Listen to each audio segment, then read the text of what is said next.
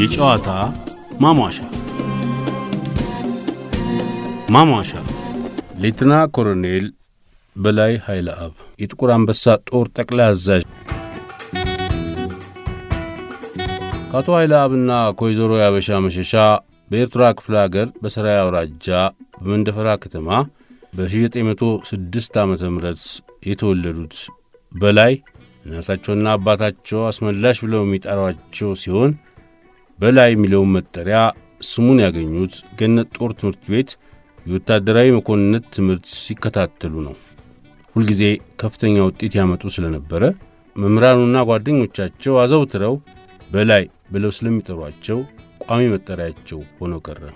በኢጣሊያ የጦርነት ዋዜማ በሁለታ ገነት ጦር ትምህርት ቤት አሰልጣኝ ሆነው ሲሰሩ ከቆዩ በኋላ ወለጋ ክፍለ ሀገር የተቋቋሙ የጥቁር አንበሳ ጦር ጠቅላይ አዛዥ በመሆን ከጠላት ጋር ከፍተኛ ተጋድሎ አድርገዋል።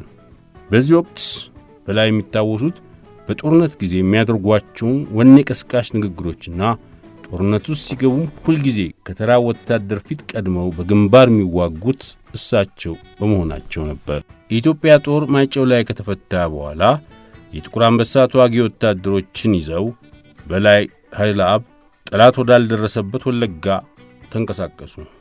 ነቀምት እንደደረሱም 3 የጠላት አውሮፕላኖች በአየር ላይ ሲያንዣብቡ ከቆዩ በኋላ ቦኒያ ከተባለ ቦታ ላይ ሲያርፉ በላይ የጠላት ጦር ተመልክተን እንዴት ልናልፍ እንችላለን በማለት ከወታደሮቻቸው ጋር ብዙ ከተነጋገሩበት በኋላ አስቀድመን ተፈልገን በጠላት ከምንጠፋ እኛ አጥፍተን መጥፋት አለብን በማለት ወታደሮቻቸውን በማደፋፈር አውሮፕላኖቹ ወዳረፉበት ስፍራ ጉዞ አደረጉ። በዚያም ከጠላት ጦር ጋር ተዋግተው 3ቱም አውሮፕላኖችና እዚያ ውስጥ የነበሩት ከፍተኛ የፋሺስት የጦር መኮንኖች አብረው እንዲቃጠሉ አደረጉ። በዚህ ወቅት የጠላትን ባንዲራ ማርከው ስለነበረ በድል አድራጊነት ወደ ጦር ሰፈር ሲመለሱ በላይ የፋሺስትን ሰንደቅ ዓላማ በፈረሳቸው ጭራ ላይ አስረው መሬት ለመሬት እየጎተቱ ወደ ጦር ሰፈር እንደተመለሱ ይወራል።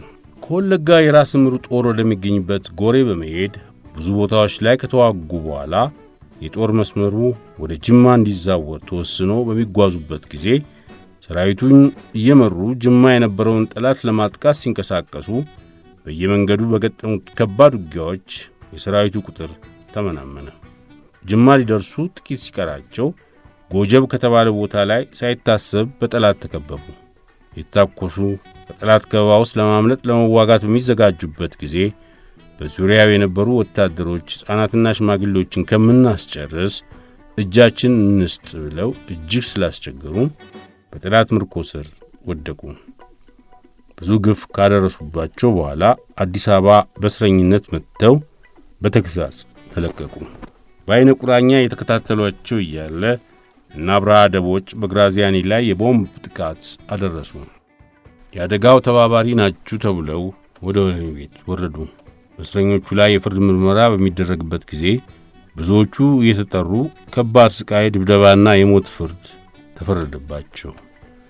የሌተናል ኮሎኔል በላይ ተራም ደረሰ። በአንድ የ50 አለቃ ተይዘው ወደ ምርመራው ክፍል እንዲሄዱ ተጠየቁ።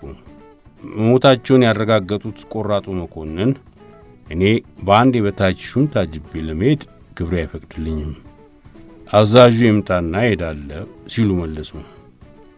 የ50 አለቃውም ወደ ምርመራው ሹም ሄዶ በአንድ አነስተኛ ሹም ተይዤ አልመጣም ማለታቸውን አመለከተ። በዚህ ጊዜ ሌላ ሻምበል ይዞ እንዲመጣ ተደርጎ ሻምበሉን ትእዛዙን ነግሮ እንዲከተላቸው ቢጠይቃቸውም ክብሬ አንተን ከመሰለ ጋር ለመሄድ አይፈቅድልኝምና የኔ ኩያ የሆነ መምጣት አለበት ሲሉ በድፍረት መለሱለት። ሻምበሉም እምቢ እንዳሉ አመለከተ። ሌላ አንድ ኮሎኔል ይዟቸው እንዲመጣ ተመደበ። በመርማሪዎቹም ሲጠየቁ ያለ ፍርሃትና ያለ ዝንጋጤ ብዙ የኢጣሊያን ደም ያፈሰስኩ ነኝ፣ ለሀገሬ ስል የመጣውን አጥቂ ለመመከትም ሆነ ለማጥፋት የገባሁትን ግዴታ ፈጽሜያለሁ ሲሉ መለሱ። በዚህ ንግግራቸው ቆራጥ ወታደር መሆናቸውን ሲያስመሰክሩ ለወደፊቱም ለፋሺስት መንግሥት የማይገዙ አደገኛ እንደሆኑ በመረዳት በላይ የሞት ፍርድ ተፈረደባቸው። የተፈረደባቸው የሞት ፍርድ ወለጋ ቦኒያ 3 አውሮፕላን ካጋዩበት ቦታ ላይ ከአውሮፕላን ላይ ተወርውረው በመጣል እንዲሞቱ ነበር።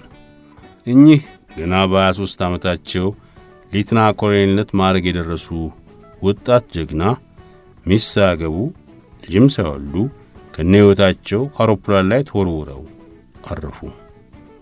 የወደቁበትን ቦታ ሳይታወቅ አጽሙ እንኳን በክብር ሳይቀበር ቀረ።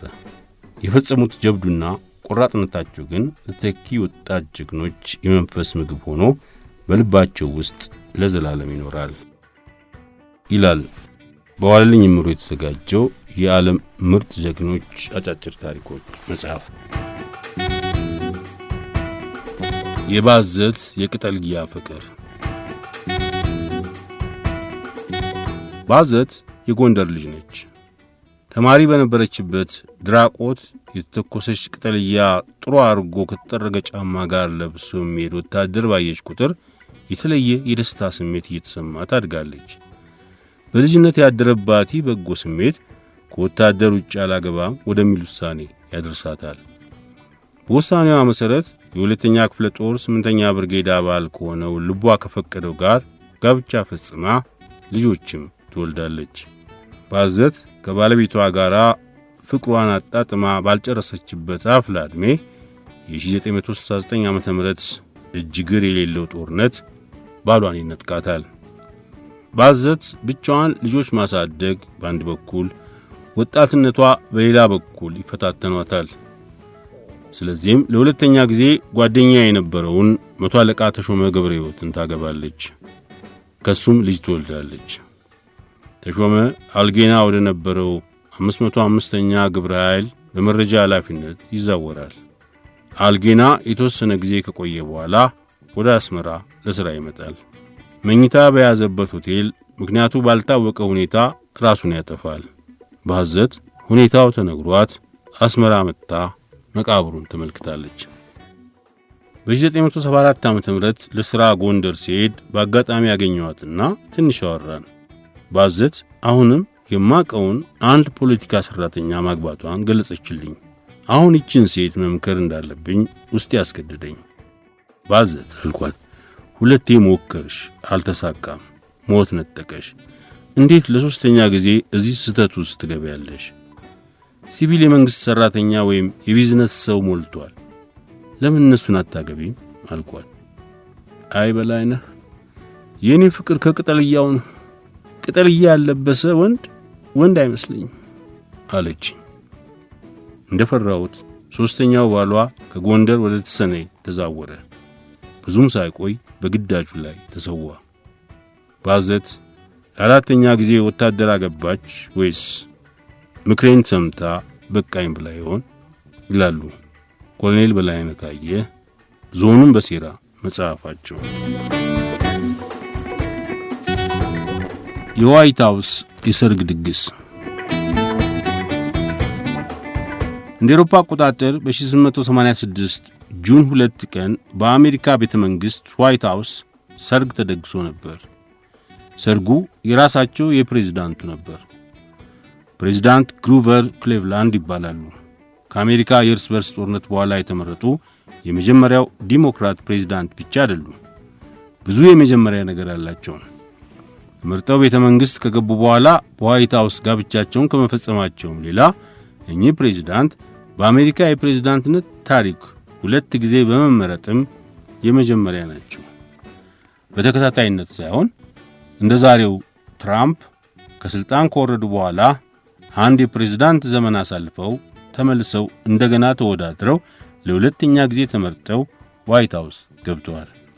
22ኛውም 24ኛውም የአሜሪካ ፕሬዝዳንት ግሩቨር ክሌቭላንድ ብሎ ታሪክ ስማቸውን ጽፎታል። በሙያ ጠበቃ የነበሩት ግሩቨር ክሌቭላንድ ዕድሜያቸው 44 ዓመት ሲሆን ለአቅመ ፖለቲካ በቅቻለሁ ብለው ብቅ አሉ። በ1881 የቡፋሎ ከተማ ከንቲባ ሆነው ተመረጡ። ቆይተው የኒውዮርክ ገዢ ሆኑ። በ1885 በዲሞክራቶችና በለውጥ ፈላጊ ሪፐብሊካን ድጋፍ ተመርጠው የአሜሪካ 22ኛ ፕሬዝዳንት ሆኑ። ወንደላጤው ፕሬዝዳንት በመጀመሪያ ሰሞን የዋይት ሃውስ ምቾትና መገለል አልተመቻቸውም ነበር ይባላል። አንድ ዓመቱን እንደምንም አሳልፈው በሁለተኛው ዓመት ጁን ላይ የ21 ዓመቷን ፍራንሲስ ፎልሰንን አገቡ። ፕሬዚዳንት ግሩቨር ክሌቭላንድ አያሌ ድፍረት ሲጠይቁ ውሳኔዎችን አስወስነዋል። ልክ እንደ ዛሬው ፕሬዚዳንት ትራምፕ መመረጥና ድጋሚ መመረጥ ምን ዋጋ አለው ለአንድ ተገቢ ጉዳይ እስካልቆማችሁ ድረስ በሚል ንግግራቸው ይታወሳሉ። ምንም እንኳን ሰፊ ሕዝባዊ ድጋፍ የነበራቸው ቢሆንም በምርጫ ካርድ ግን በሪፐብሊካኑ ቤንጃሚን ሃሪሰን ተሸነፉና ዋይት ሃውስን ለቀው ወጡ። ግሮቨር ክሌቭላንድ ግን ተሸነፍኩ ብለው ወደ ሌላ ጉዳይ አልገቡም። 4 ዓመት በትዕግሥት ጠበቁና እንደገና ተወዳድረው ያሸነፏቸውን ቤንጃሚን ሃሪሰንን አሸንፈው በ1892 ተመልሰው ዋይት ሃውስ ገቡ።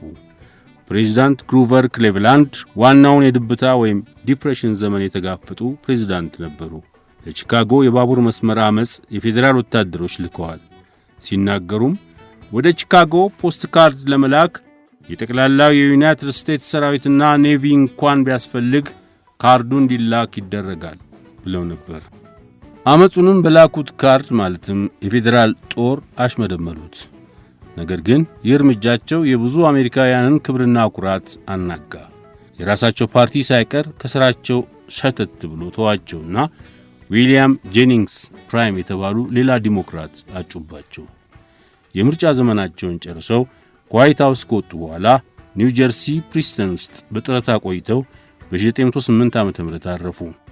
ፕሬዚዳንት ግሩቨር ክሌቭላንድ የአሜሪካ 22ኛውና 24ኛው ፕሬዚዳንት በዋይት ሃውስ የተዳሩ ብቸኛው ፕሬዚዳንት ናቸው።